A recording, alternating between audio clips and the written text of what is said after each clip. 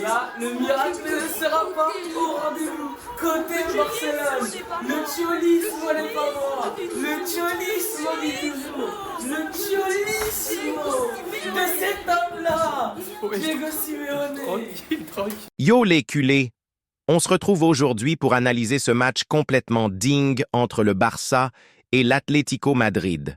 Un 4-4 de folie, des retournements de situation de malade, du suspense jusqu'au bout. Franchement, on a vécu une masterclass en termes de spectacle. Mais au-delà du show, on va décortiquer tout ça. Les points positifs, les erreurs, les enseignements à tirer, et surtout, ce que ça signifie pour le match retour.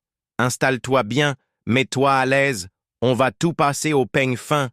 Le début catastrophique du Barça. On va pas se mentir, les 10 premières minutes, c'est une catastrophe. Défensivement, c'est un naufrage total. Dès la 2e minute, Julián Alvarez nous punit avec un but bien placé après une perte de balle au milieu.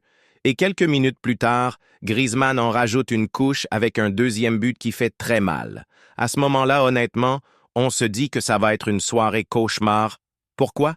Parce que le Barça semblait totalement dépassé par l'intensité mise par l'Atlético.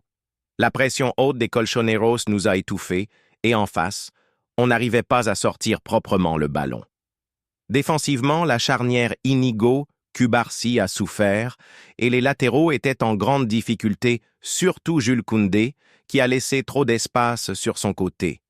Bref, ça sentait la soirée galère, mais c'était sans compter sur la réaction de nos Blaugrana. Le Barça retourne le match avant la pause, respect total aux joueurs, parce que la réaction est immédiate. Pedri, notre maestro, nous remet dans le match avec un superbe enchaînement après une passe magnifique de Lamine Yamal. Ce gamin, il est exceptionnel. À seulement 16 ans, il joue avec un calme et une maturité hallucinants. Ensuite, sur un corner bien frappé, Pau Cubarsí égalise. Ouais, le gamin de 17 ans qui était en difficulté en début de match se rachète complètement avec ce but. Et juste avant la pause, Íñigo Martínez, boum, une tête surpuissante qui nous permet de passer devant. 3-2. En l'espace de 30 minutes, on passe d'un 0-2 inquiétant à un 3-2 totalement fou. Flick gagne son duel tactique contre Simeone, mais pas longtemps. À la mi-temps, Flick a dû pousser un coup de gueule dans le vestiaire, parce qu'on revient avec la même intensité. Et dès le retour des vestiaires, Robert Lewandowski nous offre un 4e but clinique. À 4-2, on commence à respirer, mais pas pour longtemps. Simeone réagit avec des changements ultra-offensifs, et là, on commence à reculer. L'Atlético reprend confiance, et on se fait punir. Marcos Llorente réduit l'écart et dans les dernières minutes, Alexander Sørloth égalise. Franchement, ce 4-4 fait mal parce qu'on avait le match en main. Le requin, Dani Olmo, Lewandowski m'ont particulièrement déçu. Les enseignements à tirer. Alors, qu'est-ce qu'on retient de ce match? Une force mentale impressionnante. Se prendre un 0-2 et réagir comme ça, c'est du très bon. Le Barça a montré du caractère et c'est rassurant pour la suite. Deuxième, un problème défensif à corriger d'urgence. On ne peut pas se permettre d'encaisser 4 buts, surtout en menant 4-2.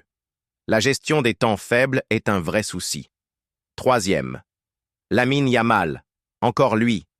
Quel crack! Il a encore prouvé qu'il était indispensable.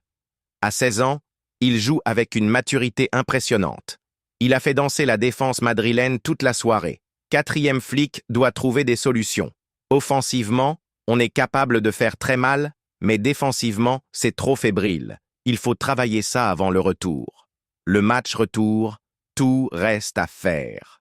Ce match nul laisse tout ouvert pour le retour. Ce sera au Metropolitano, un terrain où l'Atlético est ultra solide.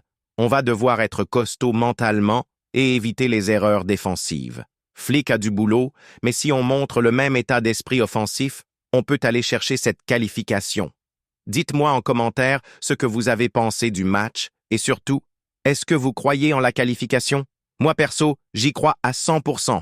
On se retrouve très vite pour un nouveau débrief. Abonnez-vous et Visca Barça!